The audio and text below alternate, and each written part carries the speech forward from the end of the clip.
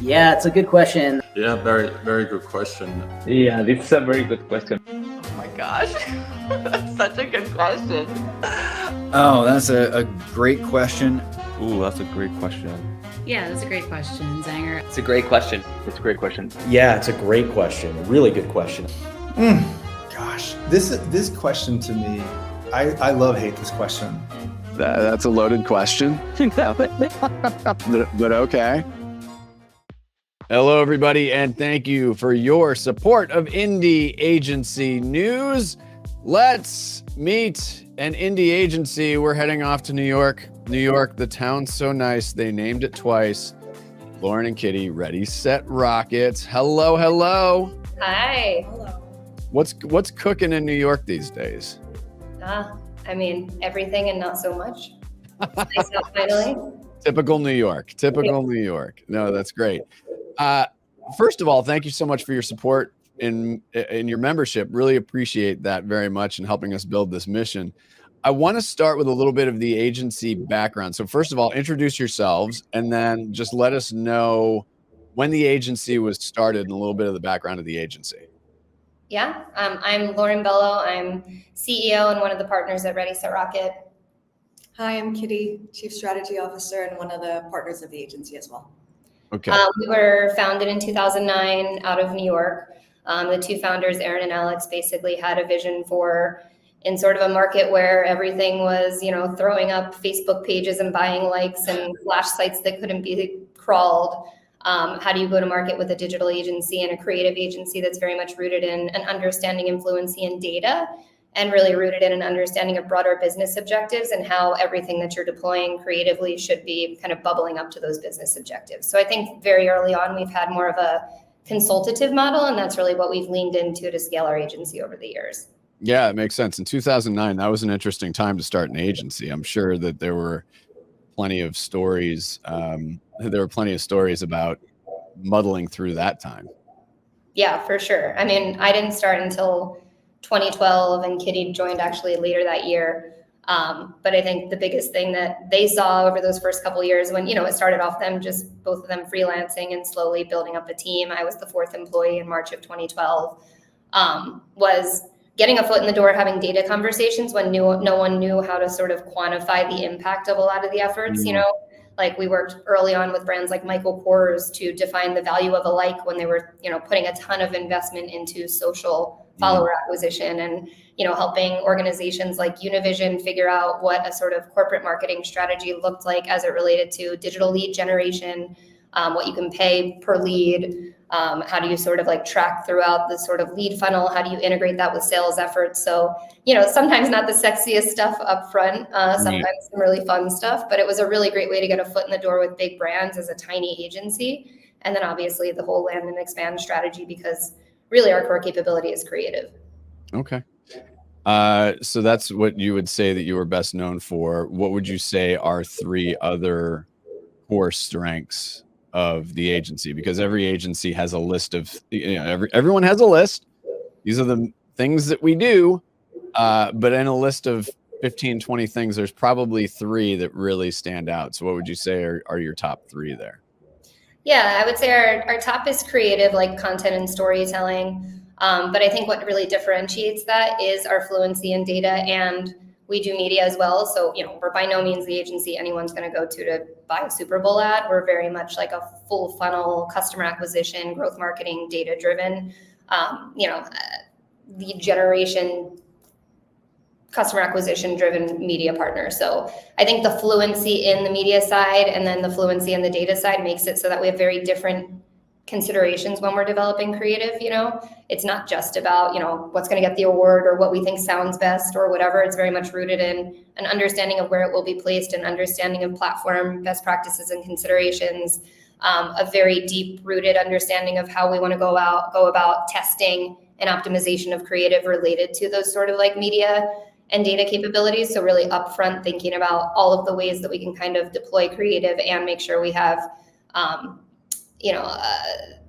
the sort of data loop to inform what's working, what's not working, what are we learning about the customers over the course of, a campaign or an engagement, and how do we make sure that we're focused on efficacy, and again, going back to like, what are we actually supposed to be doing in terms of impact on the business that we're partnering with, and how do we make sure we're giving them the information coming out of this that helps them to better understand their customer, that helps them to prove that they got an ROI off of this beyond marketing KPIs. Kitty, where does strategy fit in? Strategy is the foundation for everything that we do, just so that there's like a blueprint and a direction for how we're doing it. And it's really on the strategy level where we're thinking of how does the business objectives connect to our marketing objective, and then how does that connect to our marketing and communications objectives. So really kind of acting as those connection points and making sure everything is sound and that we're not doing anything that doesn't ultimately move the needle towards those broader business objectives. Let's talk a little bit about the importance of independence. Why is being independent so important to the agency? Yeah, I think this has been an interesting thing to become self-aware of in the last few years, just because we've started working on larger IATs and working with these huge holding company type of agencies. I mean, from my perspective, it's just we're small, so every client matters to us, right? And we're independent, so there's no bureaucracy our clients are paying for. There's no red tape anyone needs to cut through internally. Like, everyone has access to the partners and to the executive team. You really can't hide bad performance, so you kind of have to be a rock star to work here. I hate that word, but there I go using it. And at the end of the day, like, there's no client that doesn't matter to our revenue and to our success, right? So like, I don't know how else to put it, and excuse my language, but like, everyone here has to give a shit to be set up for success. And I think that makes a difference to our clients. Like, they see that we're thinking about what's next. They see that we challenge them when we think they're not doing the right thing. We're not just like taking orders because we have an FTE model or something like that, right? We know we need to prove the value of every engagement to get the next engagement. And I think it's hard to find people that give a shit, and it's hard to find a whole agency that gives a shit. So right. I would say for us, that's the real driving force behind, the type of feedback that we get from our clients that we keep for 5, 6, 7 years. And I think that's very much rooted in, we don't have the sort of like lords at the top telling us what needs to be done, or driving everything by profit margins or shareholder stakes or stock price or anything like that, right? It's really just about like making sure that we're doing right by our clients, because we know that's how we're going to grow the business. Right. Kitty, what about you on independence? Yeah, and I think that also, like everything Lauren said, but it also gives us kind of that opportunity to continue improving. Like, we're not stuck in a certain way of doing things. Like, we always get to define what that looks like. And even when I say we, that's not me and Lauren only, that's the team and how brilliant they are. So when they come in, and by being small and being independent, we really are kind of care about people sharing their ideas, and we take those and use it in how we continue evolving our work and what we do. And it's always in the pursuit of making it better. So I think that helps when you are independent, or you're at this kind of like smaller indie size to do so. Right. You've touched on a lot of reasons that brands should work with the agency, but if you distill it down into one thought, why should a brand work with Ready, Set, Rocket?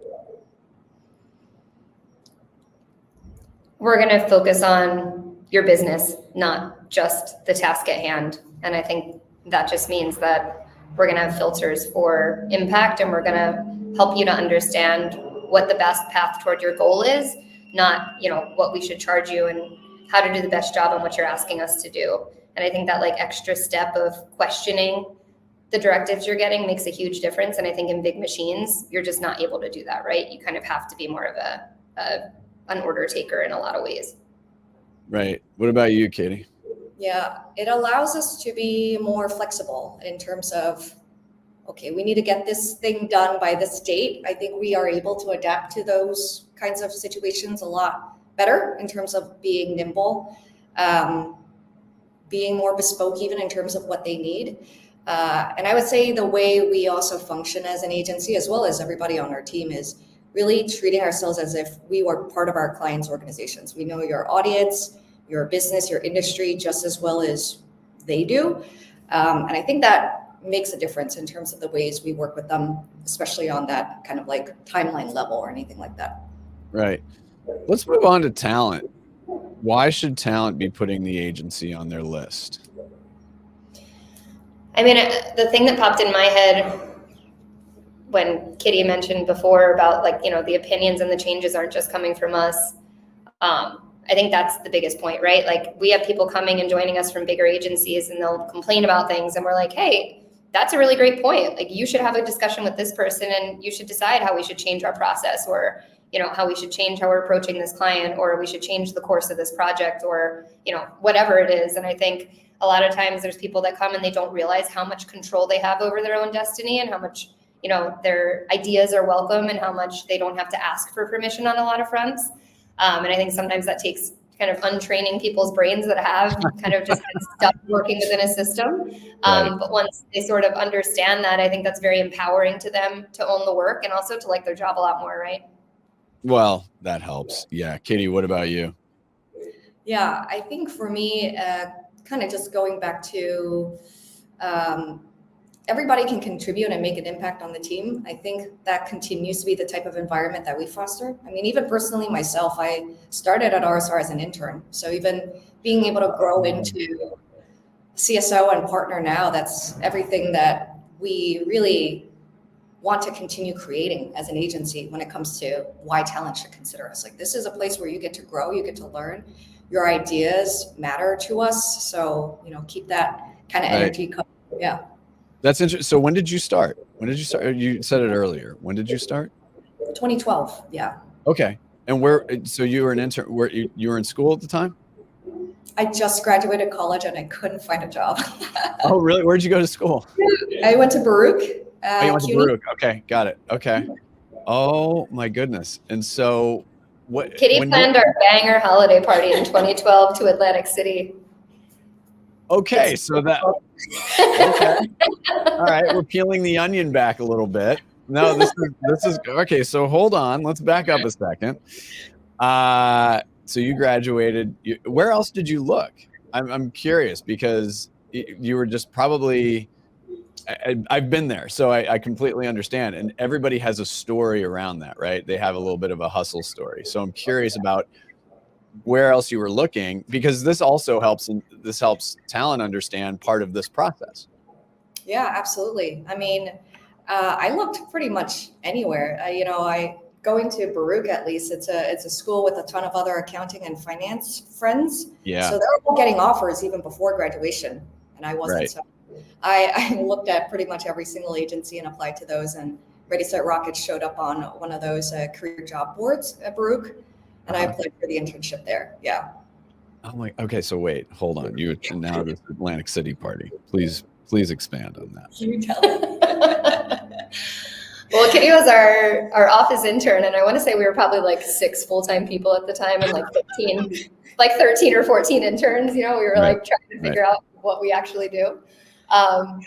So our holiday party was like just a total mess. We were in like such go to Atlantic City stages. We took a limo to Atlantic City, got a bunch of hotel rooms for everybody. But I had a holiday party the next day. This is my favorite story, and I love that this is coming up right now.